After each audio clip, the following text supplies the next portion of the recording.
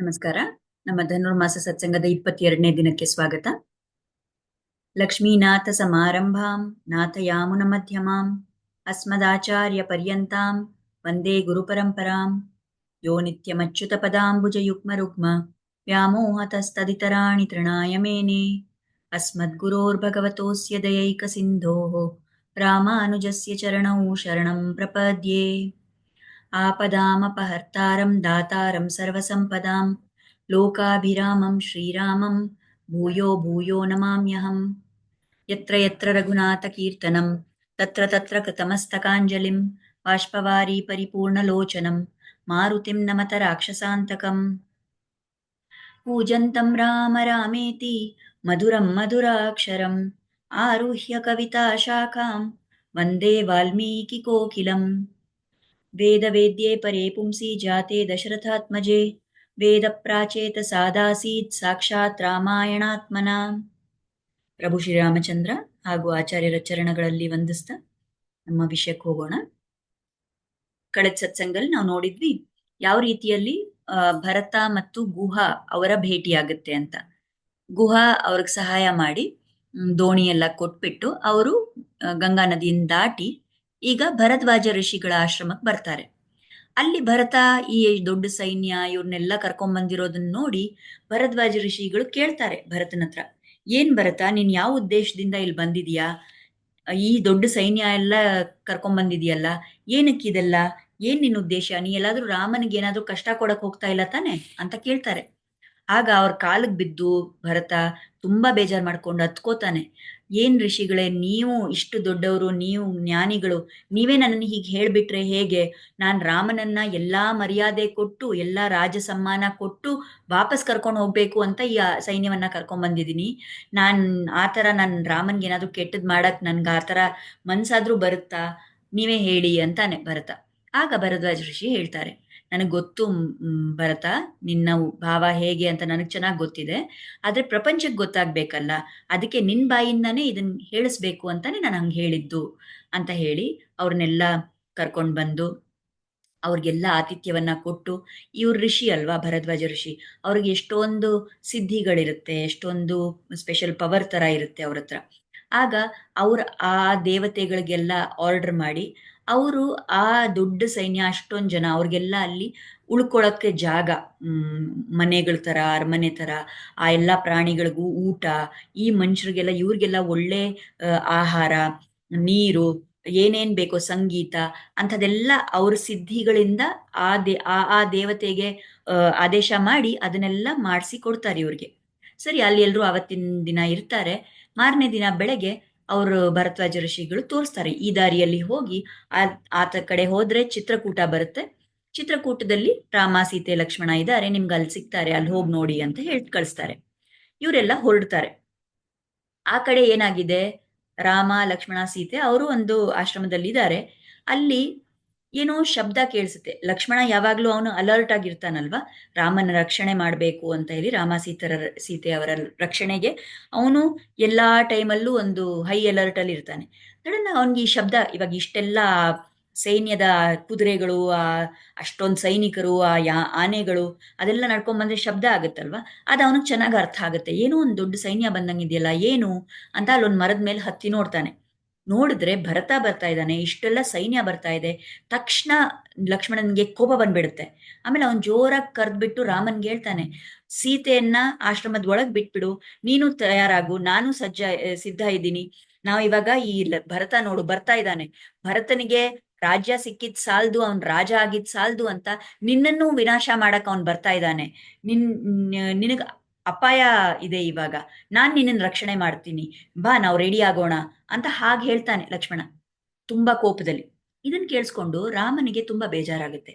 ರಾಮ ಲಕ್ಷ್ಮಣನಿಗೆ ಸಮಾಧಾನ ಹೇಳ್ತಾರೆ, ಇಲ್ಲ ಲಕ್ಷ್ಮಣ, ನೀನ್ ಅನ್ಕೋಬಾರ್ದು, ಭರತ ಯಾವತ್ತೂ ಆ ತರ ಭಾವದಿಂದ ಬರಲ್ಲ, ಖಂಡಿತ ಅವನ್ ನಮ್ಮನ್ ವಾಪಸ್ ಕರ್ಕೊಂಡು ಹೋಗ್ಬೇಕು ಅಂತಾನೆ ಬಂದಿರ್ತಾನೆ. ನೀ ಈ ತರ ಮಾತಾಡ್ಬಾರ್ದು, ಇದು ತಪ್ಪು, ಭರತನನ್ನ ಈ ತರ ನೀನ್ ಅಪಮಾನ ಮಾಡ್ಬೇಡ, ಈ ತರ ಎಲ್ಲ ಹೇಳಿ ಅಂತ ಹೇಳ್ಬಿಟ್ಟು ರಾಮರು ಹೇಳ್ತಾರೆ. ಒಂದು ವಾಲ್ಮೀಕಿಯ ಶ್ಲೋಕ ಅಲ್ಲಿದೆ, ನಹಿತೇ ನಿಷ್ಠುರಂ ವಾಚ್ಯೋ ಭರತೋ ನ ಅಪ್ರಿಯಂ ವಚಃ ಅಹಂ ಹ್ಯಸ್ ಅಪ್ರಿಯಂ ಉಕ್ತಃ ಸ್ಯಾಮ ಭರತಸ್ಯ ಅಪ್ರಿಯೇ ಕೃತೆ. ಅಂದ್ರೆ ನಿನ್ನ ಬಾಯಿಂದ ಓ ಲಕ್ಷ್ಮಣ, ನಿನ್ನ ಬಾಯಿಂದ ಯಾವುದೇ ಒಂದು ಕೆಟ್ಟ ಮಾತು, ಯಾವುದೇ ಒಂದು ಕ್ರೂರವಾಗಿರೋ ಮಾತು ಭರತನಿಗೆ ಕೇಳಿಸ್ಬಾರ್ದು. ಭರತನಿಗೆ ನೊಂದ್ ಹೋದ್ರೆ ನನಗೇ ಬೇಜಾರಾದಂಗೆ ಆಗುತ್ತೆ ಅದು. ನೀನು ಏನೋ ಹೇಳಿ ಭರತ ಬೇಜಾರು ಮಾಡ್ಕೊಂಡ್ರೆ ನಾನೇ ಬೇಜಾರು ಮಾಡ್ಕೊಂಡಂಗೆ ಅಂತ ಹೇಳ್ತಾರೆ ರಾಮ. ಇಲ್ಲಿ ಇನ್ನೊಂದು ವಿಷಯ ಹೇಳ್ತಾರೆ ರಾಮ.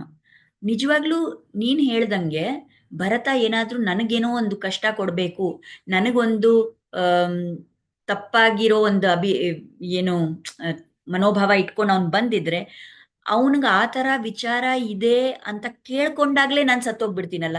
ನನಗೆ ಇನ್ನೇನು ಅವನ್ ಬಂದು ನನ್ನನ್ನು ಸಾಯ್ಸಕ್ ನೋಡ್ಬೇಕಾಗಿಲ್ಲ. ಅವನ್ಗೆ ಉದ್ದೇಶ ಇದೆ ಅಂತ ತಿಳ್ಕೊಂಡ್ರೇನೆ ನಾನು ಸತ್ತಂಗೆ ಲೆಕ್ಕ. ಯಾಕಂದ್ರೆ ನನಗೆ ಭರತನ ಮೇಲೆ ಪ್ರೀತಿ ಇದೆ. ಸೊ ಖಂಡಿತ ನನಗೆ ಗೊತ್ತು ಭರತ ಆ ಉದ್ದೇಶದಿಂದ ಬಂದಿಲ್ಲ ಅಂತ ಹೇಳ್ತಾರೆ. ಆಮೇಲೆ ಮುಂದೆ ಇನ್ನೊಂದು ಮಾತು ಹೇಳ್ತಾರೆ ರಾಮ. ಅದನ್ನ ಕೇಳಿ ಲಕ್ಷ್ಮಣನಿಗೆ ತುಂಬಾ ಅವಮಾನ ಆಗ್ಬಿಡುತ್ತೆ. ಅಯ್ಯೋ, ನಾನು ಇದೆಲ್ಲ ಮಾತಾಡಿದ್ ತುಂಬಾ ತಪ್ಪಾಯ್ತು ಅಂತ ಅವನಿಗೆ ಅರಿವಾಗುತ್ತೆ. ಏನ್ ಹೇಳ್ತಾರೆ ರಾಮ ಅಂದ್ರೆ, ನೀನ್ ಯಾಕೆ ಲಕ್ಷ್ಮಣ ಈ ತರ ಅನ್ಕೊಂಡಿದ್ಯಾ? ಭರತನ್ ಮೇಲೆ ಯಾಕೆ ನಿನಗೆ ಕೋಪ? ಏನ್ ನಿನ್ಗೆ ಉದ್ದೇಶ ಇದ್ರಲ್ಲಿ? ಇಲ್ಲ ನೀನ್ ಹೇಳು, ನಿನಗೇನಾದ್ರೂ ನಿನ್ಗೇನ್ ಭರತನ್ಗೆ ರಾಜ್ಯ ಸಿಕ್ಬಿಡ್ತು ಅಂತ ಕೋಪನಾ? ನೀನ್ ರಾಜ ಆಗ್ಬೇಕಾ? ಹಂಗಿದ್ರೆ ಹೇಳು, ನಾನ್ ಭರತನ ಹತ್ರ ಹೇಳ್ಬಿಟ್ಟು ನಿನಗೆ ರಾಜ್ಯ ಕೊಡಿಸ್ಬಿಡ್ತೀನಿ ಅಂತ ಹೇಳ್ತಾರೆ ರಾಮ. ಇದನ್ ಕೇಳ್ಕೊಂಡ್ ಕೂಡ್ಲೆ ಲಕ್ಷ್ಮಣನಿಗೆ ತುಂಬಾ ಬೇಜಾರಾಗುತ್ತೆ. ಅಯ್ಯೋ, ನಾನು ಎಂಥ ತಪ್ಪು ಮಾಡ್ಬಿಟ್ಟೆ ಅಂತ ಅವನಿಗೊಂದು ಪಶ್ಚಾತ್ತಾಪ ಆಗುತ್ತೆ. ಸರಿ, ಇವ್ರು ಇಷ್ಟೆಲ್ಲ ಮಾತಾಡ್ತಾ ಇರೋ ಅಷ್ಟರಲ್ಲಿ ಆ ಕಡೆಯಿಂದ ಭರತ ಬರ್ತಾನೆ. ಬಂದ್ ಕೂಡ್ಲೆ ರಾಮನ್ ಕಾಲಿಗೆ ಬಿದ್ದು ಅತ್ತು ಅತ್ತು ಅವನಿಗೆ ಶಕ್ತಿನೇ ಇಲ್ಲ, ನಿಶ್ಶಕ್ತಿಯಾಗಿ ಹಂಗ್ ಮಲಗಿರ್ತಾನೆ ರಾಮನ್ ಪಾದದಲ್ಲಿ. ರಾಮ ಅವನನ್ನು ಎಬ್ಬಿಸ್ಬಿಟ್ಟು ಕೇಳ್ತಾರೆ, ಏನ್ ಭರತ, ಹೇಗಿದೀಯಾ? ಎಲ್ಲ ಚೆನ್ನಾಗಿ ನಡೀತಾ ಇದೆಯಾ ಅಯೋಧ್ಯೆನಲ್ಲಿ? ನೀನ್ ರಾಜ್ಯವನ್ನ ಸರಿಯಾಗಿ ಆಳ್ತಾ ಇದೀಯಾ? ಗುರುಗಳೆಲ್ಲ ಹೇಳಿದ ಮಾತನ್ನ ಕೇಳಿಸ್ಕೊತಾ ಇದೀಯಾ? ಮಂತ್ರಿಗಳು ಹೇಳಿದ ಸಲಹೆ ಎಲ್ಲ ತಗೊಂಡ್ ಚೆನ್ನಾಗಿ ಆಳ್ತಾ ಇದೀಯಾ ರಾಜ್ಯವನ್ನ ಅಂತೆಲ್ಲ ಪ್ರಶ್ನೆ ಕೇಳ್ತಾರೆ. ಇನ್ನ ಮುಂದೆ ಕೇಳ್ತಾರೆ, ಆಮ್, ಪ್ರಜೆಗೆ ಯಾವುದು ಕಷ್ಟ ಬರ್ದೇ ಇರೋ ಹಂಗ್ ನೋಡ್ಕೋತಾ ಇದೀಯಾ ನೀನ್ ಎಲ್ರನ್ನು? ಎಲ್ರ ಮಾತಿಗೂ ಬೆಲೆ ಕೊಡ್ತಾ ಇದೀಯಾ? ದೊಡ್ಡವ್ರಿಗೆ ನಮ್ ತಾಯಿಂದಿರನ್ನ ಚೆನ್ನಾಗಿ ನೋಡ್ಕೋತಾ ಇದೀಯಾ? ಆಮೇಲೆ ಯಾರಿಗೂ ಅತಿಯಾದ ಟ್ಯಾಕ್ಸ್ ಹಾಕ್ತಾ ಇಲ್ಲ ತಾನೆ? ಎಲ್ರಿಗೂ ಯಾವ ಆಮ್, ಏನೊಂದು ರಕ್ಷಣೆ ಬೇಕೋ ಅದೆಲ್ಲ ಕೊಡ್ತಾ ಇದೀಯಾ ಪ್ರಜೆಗೆ? ಇಷ್ಟೆಲ್ಲ ಪ್ರಶ್ನೆ ಕೇಳ್ತಾರೆ. ಭರತ ಸೈಲೆಂಟ್ ಆಗಿದ್ದಾನೆ, ಮೌನವಾಗಿ ಏನೂ ಉತ್ತರ ಕೊಡ್ತಾ ಇಲ್ಲ. ಯಾಕಂದ್ರೆ ಅವನ್ ರಾಜಾನೇ ಆಗಿಲ್ವಲ್ಲ. ಇದೆಲ್ಲ ರಾಮ ಕೇಳ್ತಾ ಇರೋ ಪ್ರಶ್ನೆ ಏನಂದ್ರೆ, ಒಬ್ಬ ಉತ್ತಮವಾದ ರಾಜ ಯಾವ ರೀತಿಯಲ್ಲಿ ಆಡಳಿತ ನಡೆಸ್ಬೇಕು, ಯಾವ ರೀತಿಯಲ್ಲಿ ಅವನ್ ರಾಜ್ಯವನ್ನ ಆಳ್ಬೇಕು, ಅದೆಲ್ಲ ಕೇಳ್ತಾ ಇರೋದು ರಾಮ. ಈಗ ಭರತ ರಾಜ್ಯನೇ ತಗೊಂಡಿಲ್ವಲ್ಲ, ಅವನ್ ಅಲ್ಲಿ ಕೂತೇ ಇಲ್ವಲ್ಲ ಸಿಂಹಾಸನದ ಮೇಲೆ, ಅವನ್ ಹಿಂಗ್ ಉತ್ತರ ಕೊಡ್ತಾನೆ? ಸೈಲೆಂಟ್ ಆಗಿ ಕೇಳಿಸ್ಕೊಂಡಿದ್ದಾನೆ ಭರತ. ಆಮೇಲೆ ರಾಮ ಒಂದ್ ಪ್ರಶ್ನೆ ಕೇಳ್ತಾರೆ, ಆಗ ಭರತ ಮಾತಾಡ್ತಾರೆ. ರಾಮ ಏನ್ ಪ್ರಶ್ನೆ ಕೇಳ್ತಾರೆ ನೆಕ್ಸ್ಟ್ ಅಂದ್ರೆ, ನಮ್ಮ ಪರಂಪರೆಯಲ್ಲಿ ಈ ರಘುವಂಶದಲ್ಲಿ ಏನೇನೆಲ್ಲ ನಾವು ರೀತಿಗಳನ್ನ ಪಾಲನೆ ಮಾಡ್ಕೊಂಡ್ ಬಂದಿದೀವಲ್ಲ, ಅದೆಲ್ಲ ಕರೆಕ್ಟಾಗಿ ಫಾಲೋ ಮಾಡ್ತಾ ಇದೀಯಾ ಅಂತ ಕೇಳ್ತಾರೆ ರಾಮ. ಆಗ ಭರತನಿಗೆ ಧೈರ್ಯ ಬರುತ್ತೆ. ನಾನ್ ಪಾಲನೆ ಮಾಡ್ತೀನೋ ಇಲ್ವೋ, ನೀವು ಅದನ್ನ ಖಂಡಿತ ಪಾಲನೆ ಮಾಡ್ತಾ ಇಲ್ಲ ಅಂತ ರಾಮನ್ಗೆ ಹೇಳ್ಬಿಡ್ತಾನೆ ಭರತ.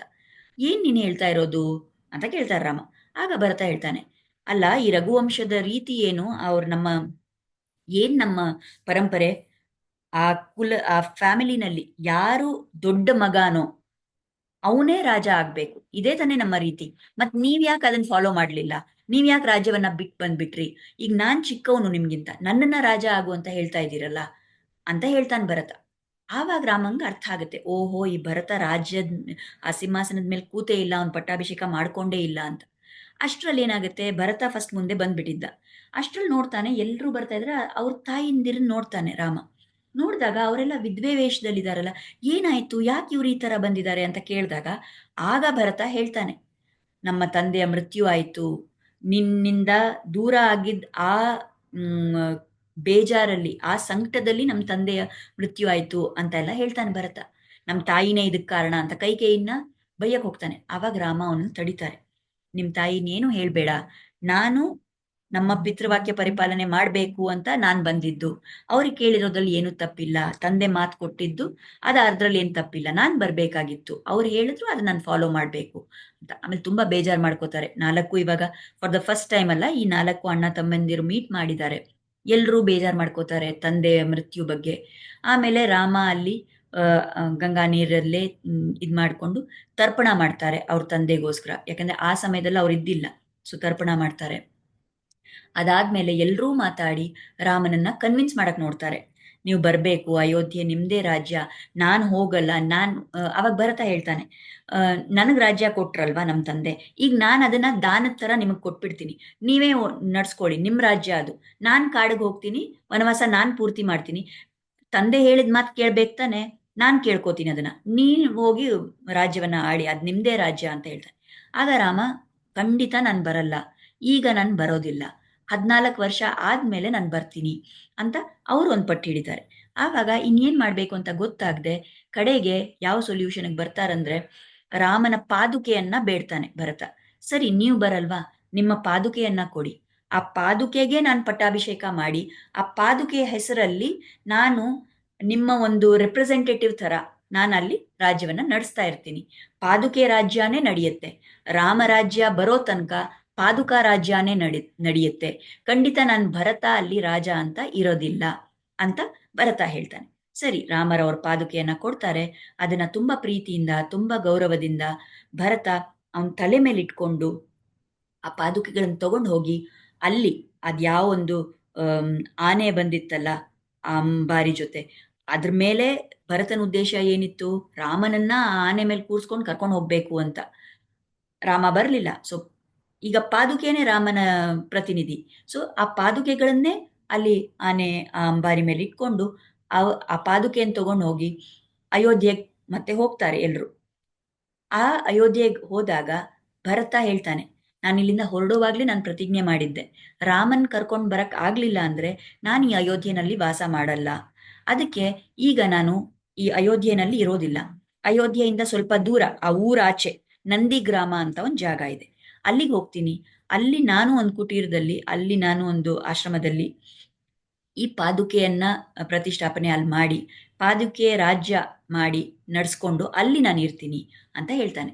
ಸೊ ಅದೇ ರೀತಿಯಲ್ಲಿ ಭರತ ಏನ್ ಮಾಡ್ತಾನೆ, ನಂದಿ ಗ್ರಾಮಕ್ಕೆ ಹೋಗ್ತಾನೆ, ಅಲ್ಲಿ ಸಿಂಹಾಸನದ ಮೇಲೆ ಪಾದುಕೆಗಳನ್ನ ಸ್ಥಾಪಿಸಿ, ಆ ಪಾದುಕೆಗೆ ಪೂಜೆ, ಇದು ಏನೆಲ್ಲ ಒಬ್ಬ ರಾಜ ಸಿಂಹಾಸನದ ಮೇಲೆ ಕೂತಾಗ ಅವನಿಗೇನು ಪಟ್ಟಾಭಿಷೇಕ ನಡೆಯುತ್ತಲ್ಲ, ಪಾದುಕಾ ಪಟ್ಟಾಭಿಷೇಕ ಮಾಡ್ತಾನೆ. ಮತ್ತೆ ಅವನ್ ನಿರ್ಣಯ ಮಾಡ್ತಾನೆ, ಅವನು ಹೇಳ್ತಾನೆ, ಇನ್ಮೇಲಿಂದ ರಾಮ ಯಾವ ರೀತಿ ವನವಾಸದಲ್ಲಿ ಜೀವನ ನಡ್ಸ್ಕೊಂಡು ಹೋಗ್ತಾನಲ್ಲ, ಅವನು ಯಾವ ಜೀವನ ಶೈಲಿ ಅಳವಡಿಸ್ಕೊಂಡು ಹೋಗ್ತಾನೋ ಅದೇ ರೀತಿ ನಾನಿರ್ತೀನಿ ಅಂತ. ಅವನು ಒಂದು ತಪಸ್ವಿ ತರ, ಅವನು ಬರೀ ಈ ಕಾಡಲ್ಲಿ ಸಿಗುವಂತ ವಸ್ತುಗಳು, ಆ ಹಣ್ಣು ಇದೆಲ್ಲ ತಿನ್ಕೊಂಡು, ಅದೇ ರೀತಿ ಅವನು ನೆಲದ ಮೇಲೆ ಮಲ್ಕೊಂಡು, ಅವನು ತಪಸ್ವಿ ವೇಷ ಹಾಕೊಂಡು, ಜಟಾಮುಡಿ ಇಟ್ಕೊಂಡು, ಯಾವುದೇ ಒಂದು ಕಂಫರ್ಟ್ ಇಟ್ಕೊಳ್ದೆ, ರಾಮ ಲಕ್ಷ್ಮಣ ಸೀತೆ ಅವ್ರು ಯಾವ ತರ ಅಲ್ಲಿ ವನವಾಸದಲ್ಲಿದ್ದಾರೋ ಅವನು ಅದೇ ರೀತಿಯಲ್ಲಿ ನಂದಿ ಗ್ರಾಮದಲ್ಲಿ ಇದ್ಕೊಂಡು ಆ ಪಾದುಕೆಯ ಮೂಲಕ ರಾಜ್ಯವನ್ನ ನಡೆಸ್ಕೊಂಡಿರ್ತಾನೆ. ಸೊ ಇಷ್ಟು ನಾವು ಇವತ್ತು ಮಾತಾಡಿದ ವಿಷಯಗಳು. ಇಲ್ಲಿ ನಮ್ಗೆ ಆಚಾರ್ಯರು ಎಷ್ಟೊಂದು ವಿಷಯ ತಿಳಿಸ್ಕೊಡ್ತಾರೆ. ಏನಂದ್ರೆ, ಮೊದಲನೇದಾಗಿ ನಾವು ನೋಡ್ಬೋದು, ರಾಮ ಹೇಳ್ತಾನಲ್ಲ ಲಕ್ಷ್ಮಣನಿಗೆ, ನೀನ್ ಭರತನ್ ಏನಾದ್ರೂ ಅಂದ್ರೆ ಭರತನಿಗೆ ಒಂದು ಬೇಜಾರಾದ್ರೆ ಅದ್ ನನಗೆ ಬೇಜಾರಾದಂಗೆ ಅಂತ. ಸೊ ಇಲ್ಲಿ ನಾವು ಒಂದು ವಿಷಯ ತಿಳ್ಕೋಬೇಕು, ಭಗವಂತನಿಗೆ ಯಾವತ್ತು ಪರ್ಸ್ನಲ್ ಆಗಿ ಅವನಿಗೊಂದು ಯಾರನ್ನೋ ಇಷ್ಟ, ಯಾರ ಮೇಲೋ ದ್ವೇಷ ಅಂತ ಇರಲ್ಲ. ಆದ್ರೆ ಯಾರ ಅವರ ಭಕ್ತರೋ ಅವ್ರ ಬಗ್ಗೆ ಒಂದು ಅಫೆಕ್ಷನ್ ಇರುತ್ತೆ, ಅವ್ರ ಬಗ್ಗೆ ಒಂದು ಪ್ರೀತಿ ಇರುತ್ತೆ. ಮತ್ತೆ ಆ ಭಕ್ತನಿಗೆ ಯಾರು ಕಷ್ಟ ಕೊಡ್ತಾರೋ ಅವನ ಮೇಲೆ ಖಂಡಿತ ಕೋಪ ಬರುತ್ತೆ. ಬೈ ಹಿಮ್ಸೆಲ್ಫ್ ರಾಮನಿಗೆ, ದೇವ್ರಿಗೆ ಯಾರ ಮೇಲೂ ಕೋಪ ಪ್ರೀತಿ ಅಂತ ಇಲ್ಲ, ಯಾರಿಗೂ ಕೆಟ್ಟದ್ ಮಾಡ್ಬೇಕು ಅಂತ ಇಲ್ಲ. ಆದ್ರೆ ಯಾರಾದ್ರೂ ಅವನ ಭಕ್ತನಿಗೆ ಕಷ್ಟ ಕೊಟ್ಟಾಗ ಅವ್ರಿಗೆ ತುಂಬಾ ಕೋಪ ಬರುತ್ತೆ. ಇದ್ ನಾವು ನೋಡಿದೀವಿ, ಹೇಗೆ ಪ್ರಹ್ಲಾದ ಅವನನ್ನ ಕಾಪಾಡಕ್ಕೋಸ್ಕರ ಹಿರಣ್ಯಕಶಿಪು ಯಾವಾಗ ಏನೋ ಕಷ್ಟ ಕೊಡ್ತಾ ಇರ್ತಾನೆ ಪ್ರಹ್ಲಾದನ್ಗೆ, ಅವಾಗೆಲ್ಲ ಭಗವಂತ ಸುಮ್ನೆನೇ ಇದ್ದ. ಆದ್ರೆ ಕಡೆಗೆ ಹಿರಣ್ಯಕಶಿಪು ಯಾವಾಗ ನಾನು ನಿನ್ನ ಕೊಂದ್ ಹಾಕ್ತೀನಿ ಇವಾಗ ಅಂತ ಹೇಳ್ತಾನಲ್ಲ ಪ್ರಹ್ಲಾದನಿಗೆ, ಆಗ ನರಸಿಂಹ ಅವತಾರ ತಾಳಿ ಬಂದ್ರು ಭಗವಂತ. ಯಾಕದ್ ಬಂದಿದ್ದು? ಪ್ರಹ್ಲಾದನನ್ನ ರಕ್ಷಣೆ ಮಾಡಕ್ಕೆ. ಸೊ ಭಗವಂತನ್ಗೇನ್ ಹಿರಣ್ಯಕಶಿಪು ಮೇಲೆ ಕೋಪ ಅಂತ ಅವರು ಅವನನ್ನ ಸಾಯಿಸ್ಲಿಲ್ಲ, ಪ್ರಹ್ಲಾದನಿಗೆ ಹಿರಣ್ಯಕಶಿಪು ಕಷ್ಟ ಕೊಟ್ನಲ್ಲ, ಅಲ್ಲಿ ಭಗವಂತ ಅವತಾರ ತಾಳಿದ್ರು ಅವನ್ ಪ್ರೊಟೆಕ್ಷನ್ಗೋಸ್ಕರ, ಪ್ರಹ್ಲಾದನ್ನ ರಕ್ಷಣೆ ಮಾಡ್ಬೇಕು ಅಂತ. ಅದೇ ರೀತಿಯಲ್ಲಿ ಇಲ್ಲಿ ಇವಾಗ ರಾಮ ಹೇಳ್ತಾ ಇದ್ದಾರೆ, ಭರತನಿಗೆ ಏನಾದ್ರೂ ಹೇಳಿ ಬೇಜಾರಾದ್ರೆ ಅದ್ ನನಗೇ ಬೇಜಾರಾಗುತ್ತೆ. ಸೊ ಹೇಳ್ತಾರಲ್ಲ, ಭಗವಂತ ಯಾವಾಗ್ಲೂ ಹೇಳ್ತಾನೆ, ಅಹಂ ಭಕ್ತ ಪರಾಧೀನೋ ಅಂತ. ನಾನು ನನ್ನ ಭಕ್ತನ ಮೇಲೆ ನಾನು ಡಿಪೆಂಡೆಂಟ್ ಆಗಿದ್ದೀನಿ. ನಾವು ಏನ್ ಅನ್ಕೋತೀವಿ, ನಾವು ಎಲ್ಲಾದ್ರಲ್ಲೂ ನಮ್ದೇ ನಡ್ಸ್ಕೊಂಡು ಹೋಗ್ತೀವಿ. ಆಮೇಲೆ ನಾವು ಭಗವಂತನ ಮೇಲೆ ಡಿಪೆಂಡ್ ಆಗಬೇಕು, ಅದನ್ನ ನಾವು ಎಷ್ಟೊಂದ್ಸಲಿ ಆಗಲ್ಲ. ಆದ್ರೆ ಭಗವಂತ ಯಾವ ರೀತಿ ಇದ್ದಾನೆ ಅಂದ್ರೆ, ಅವನ್ ಯಾರ ಮೇಲೂ ಡಿಪೆಂಡ್ ಆಗ್ಬೇಕಾಗಿಲ್ಲ. ಅವನೇ ಈ ಅಖಿಲಾಂಡ ಕೋಟಿ ಬ್ರಹ್ಮಾಂಡ ನಾಯಕ ಅಂತ ಹೇಳ್ತೀವಲ್ಲ, ಹಿ ಇಸ್ ದ ಮಾಸ್ಟರ್, ಅವನೇ ಸ್ವಾಮಿ ಎಲ್ಲದಕ್ಕೂ. ಆದ್ರೆ ಅವನು ಒಬ್ಬರ ಮೇಲೆ ಡಿಪೆಂಡ್ ಆಗ್ತಾನೆ. ಯಾರ ಮೇಲೆ? ಯಾರು ಅವನ ಭಕ್ತರೋ ಅವ್ರ ಮೇಲೆ ಅವನು ಡಿಪೆಂಡ್ ಆಗ್ತಾನೆ. ಸೊ ಇಲ್ಲಿ ಭಗವಂತನಿಗೆ, ಇಲ್ಲಿ ರಾಮ ಹೇಳ್ತಾ ಇರುವಾಗ ಈ ಒಂದು ತತ್ವವನ್ನ ಅರ್ಥ ಮಾಡಕ್ ನಾವು ನೋಡ್ಕೋಬೇಕು. ಸರಿ, ಮುಂದೆ ಈಗ ಲಕ್ಷ್ಮಣನಿಗೆ ಭರತನನ್ನ ತಪ್ಪಾಗಿ ತಿಳ್ಕೊಂಡ, ಅಪಾರ್ಥ ಮಾಡ್ಕೊಂಡ ಲಕ್ಷ್ಮಣ. ಯಾತಕ್ಕೋಸ್ಕರ? ಇಲ್ಲಿ ಆಚಾರ್ಯರು ಹೇಳ್ತಾರೆ, ಲಕ್ಷ್ಮಣನಿಗೆ ರಾಮನ ಮೇಲೆ ತುಂಬಾ ಪ್ರೀತಿ. ರಾಮನಿಗೇನಾದ್ರೂ ಕೆಟ್ಟದ್ದು ನಡೆದ್ಬಿಡುತ್ತೋ ಅನ್ನೋ ಭಯ. ಆ ಭಯದಿಂದ ಅವನಿಗೆ ಮನಸ್ಸು ಒಂಥರ ಆವರಣ ಬಂದ್ಬಿಡ್ತು.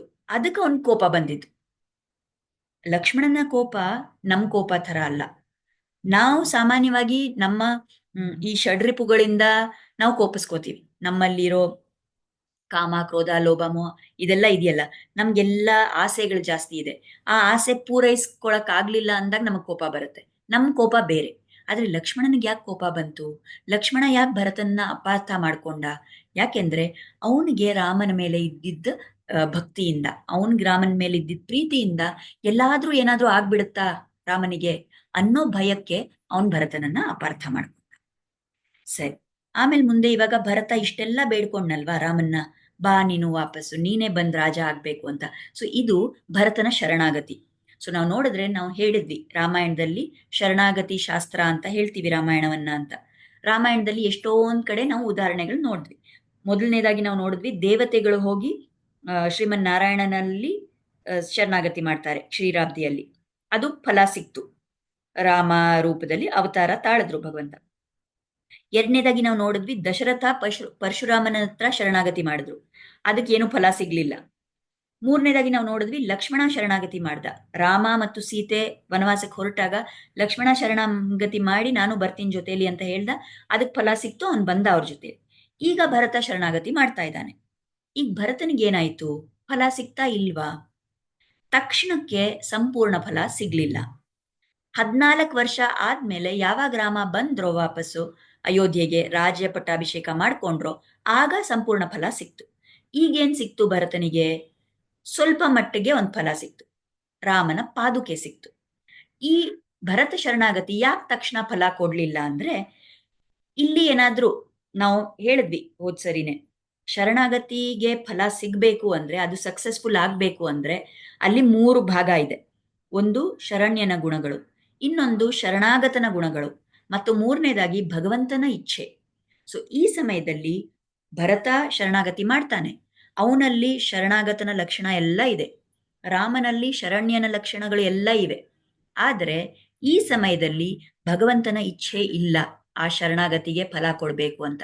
ಯಾಕೆ ಇಚ್ಛೆ ಇಲ್ಲ? ಯಾಕೆಂದ್ರೆ ಇಲ್ಲಿ ಸಪೋಸ್ ಭಗವಂತ ಒಪ್ಕೊಂಡು, ಈಗ ರಾಮ ಸರಿ ಭರತ ನೀನ್ ಶರಣಾಗತಿ ಮಾಡಿದ್ಯಾ, ನಾನು ಒಪ್ಕೋತೀನಿ ಅಂತ ಅವನಿಗೆ ಫಲ ಕೊಡ್ಬೇಕಂತ ಅಯೋಧ್ಯೆ ವಾಪಸ್ ಹೋಗಿದ್ದಿದ್ರೆ ಏನಾಗ್ತಾ ಇತ್ತು?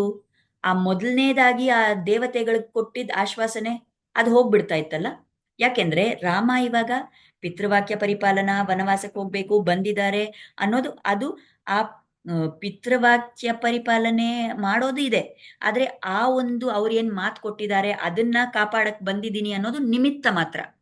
ನಿಜವಾದ ಉದ್ದೇಶ ಏನು ರಾಮಂದು ಇಲ್ಲಿ ವನವಾಸಕ್ಕೆ ಬಂದಿರೋದು?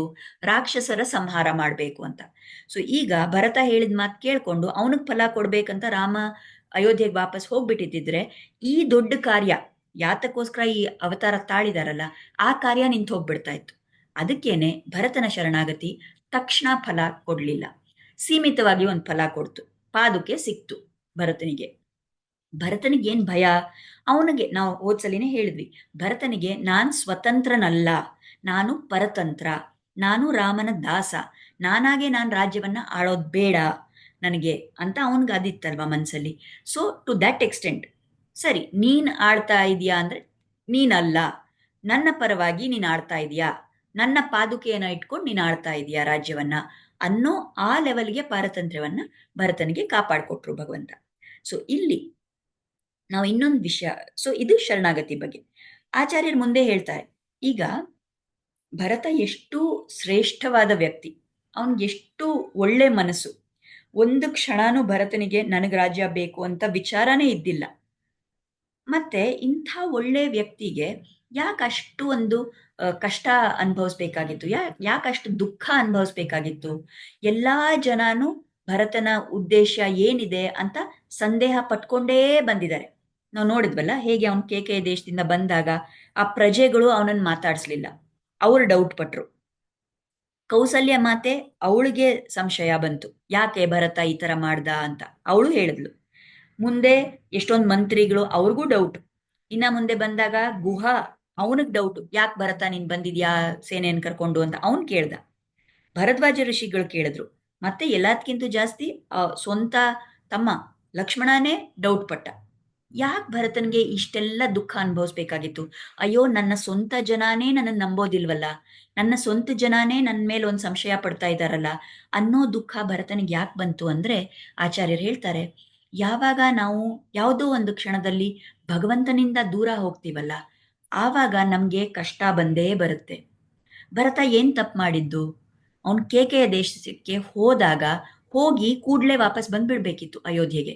ಅವನ್ ಬರ್ಲಿಲ್ಲ ನೋಡಿ. ಅಲ್ಲಿ ಅಯೋಧ್ಯೆ ಬಿಟ್ಟು ಕೇಕೆಯ ದೇಶದಲ್ಲಿ ರಾಮನಿಂದ ದೂರ ಹೋಗಿ ಅಲ್ಲೇ ಉಳ್ಕೊಂಡ ಭರತ. ಅದೇ ಕಾರಣ ಅವನ್ಗೆ ಈ ದುಃಖ ಅನುಭವಿಸೋದಕ್ಕೆ. ಅದರಿಂದ ನಾವೇನ್ ಕಲಿಬಹುದು? ನಾವು ಎಲ್ಲಿ ತನಕ ನಾವು ಭಗವಂತನ ಸಾನ್ನಿಧ್ಯದಲ್ಲಿ ಇರ್ತೀವಲ್ಲ, ಅಲ್ಲಿ ತನಕ ನಮ್ಗೆ ನಮ್ಮ ಜೀವನದಲ್ಲಿ ದುಃಖ ಬರೋದಿಲ್ಲ. ಯಾವಾಗ ನಾವು ಭಗವಂತನಿಂದ ದೂರ ಹೋಗ್ತೀವೋ ಆಗ ನಮಗ್ ಕಷ್ಟ ಬರುತ್ತೆ. ಇದು ಭರತನಿಗೆ ಮಾತ್ರ ಅಲ್ಲ, ನಮಗೂ ಒಂದು ಪಾಠ. ನಾವು ಕಲ್ತ್ಕೋಬೇಕು. ಸೊ ನಮ್ಗೆ ಹೇಗೆ ಭಗವಂತನ ಸಾನ್ನಿಧ್ಯದಲ್ಲಿ ಇರೋದಂದ್ರೆ ಏನ್ ಮಾಡ್ಬೇಕು ನಾವು? ಸದಾಕಾಲ ನಮಗೇನ್ ನಮ್ಮ ನಿತ್ಯ ಕರ್ಮಗಳಿವೆ ಅದನ್ನ ಕರೆಕ್ಟಾಗಿ ಫಾಲೋ ಮಾಡ್ಬೇಕು. ನಾವು ಏನ್ ಭಗವಂತನ ಮುಂದೆ ನಿಂತ್ಕೊಂಡು ನಾವು ಒಂದು ಪೂಜೆ ಮಾಡ್ತೀವಿ, ಒಂದು ಅರ್ಚನೆ ಮಾಡ್ತೀವಿ, ಮನೇಲಿ ಆರಾಧನೆ ಮಾಡ್ತೀವಿ, ಅದನ್ನ ಮಾಡ್ಬೇಕು. ದೇವಸ್ಥಾನಕ್ಕೆ ಹೋಗ್ಬೇಕು, ದೇವರ ದರ್ಶನವನ್ನ ಪಡಿಬೇಕು. ಅದ್ರ ಜೊತೆಗೆ ಸದಾ ಕಾಲ ದೇವರ ನಾಮಸ್ಮರಣೆಯನ್ನ ಮಾಡ್ತಾ ಇರಬೇಕು.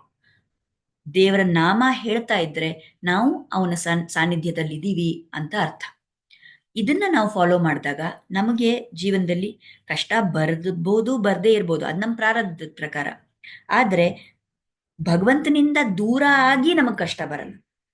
ಏನ್ ಬಂದ್ರು ಅದನ್ನ ಎದುರಿಸೋ ಶಕ್ತಿನೂ ಭಗವಂತನೇ ನಮಗ್ ಕೊಡ್ತಾನೆ. ಸೊ ಇದನ್ನ ನಾವು ಕಲಿಬೇಕು ಅಂತ ಆಚಾರ್ಯರು ಹೇಳ್ತಾರೆ. ಇಲ್ಲಿ ಇನ್ನೊಂದು ವಿಷಯ ಆಚಾರ್ಯರು ಹೇಳ್ತಾರೆ, ನಾವು ಲಕ್ಷ್ಮಣ ಮತ್ತು ಭರತ ಇವರಿಬ್ಬರನ್ನು ನೋಡಿದ್ರೆ ಯಾವ ಗುಣಗಳಿದ್ವು? ಲಕ್ಷ್ಮಣನಲ್ಲಿ ಸಂಪೂರ್ಣವಾಗಿ ನಾನು ಭಗವಂತನ ದಾಸ, ಅವರಿಗೆ ನಾನು ಸೇವೆ ಮಾಡ್ತೀನಿ, ನಾನು ಸೇವೆ ಮಾಡಬೇಕು ಅನ್ನೋ ಭಾವ ಇತ್ತು. ಅದನ್ನ ಶೇಷತ್ವ ಅಂತ ಹೇಳ್ತಾರೆ. ಭಗವಂತ ಸ್ವಾಮಿ, ನಾನು ಅವನ ದಾಸ. ಸೊ ಇದು ಶೇಷತ್ವ ಅನ್ನೋ ಗುಣ. ಆದ್ರೆ ಲಕ್ಷ್ಮಣ, ಇವಾಗ ಲಕ್ಷ್ಮಣ ನಾನು ಬರ್ತೀನಿ ವನವಾಸಕ್ಕಂತ ಹೇಳಿದಾಗ ರಾಮ ಏನ್ ಹೇಳಿದ್ರು? ನೀನ್ ಬರ್ಬೇಡ, ನೀನ್ ಇದ್ಕೊಂಡ್ ತಾಯಿಂದರಿಗೆಲ್ಲ ಸೇವೆ ಮಾಡು, ನೀನೆಲ್ಲ ನೋಡ್ಕೊ ಇಲ್ಲಿ ಅಂತ ಹೇಳಿದಾಗ, ಇಲ್ಲ ನನಗ್ ಸೇವೆ ಮಾಡ್ಬೇಕು, ನಾನ್ ಬಂದೇ ಬರ್ತೀನಿ ಅಂತ ಅವನ್ ಹಠ ಹಿಡಿದು ಬಂದ ಲಕ್ಷ್ಮಣ.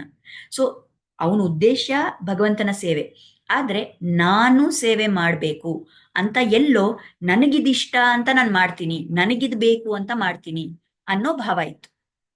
ಆದ್ರೆ ಭರತನ ಗುಣ ಯಾವುದು ಅಂದ್ರೆ ಅದನ್ನ ತುಂಬಾ ಆಚಾರ್ಯರು ಹೊಗಳ್ತಾರೆ. ಪಾರತಂತ್ರ್ಯ. ಲಕ್ಷ್ಮಣನ ಗುಣನೂ ಸ್ತುತಿ ಮಾಡ್ತಾರೆ, ಭರತನ ಗುಣನೂ ಸ್ತುತಿ ಮಾಡ್ತಾರೆ. ಯಾಕೆ? ಈ ಪಾರತಂತ್ರ್ಯ ಅಂದ್ರೆ ಏನು?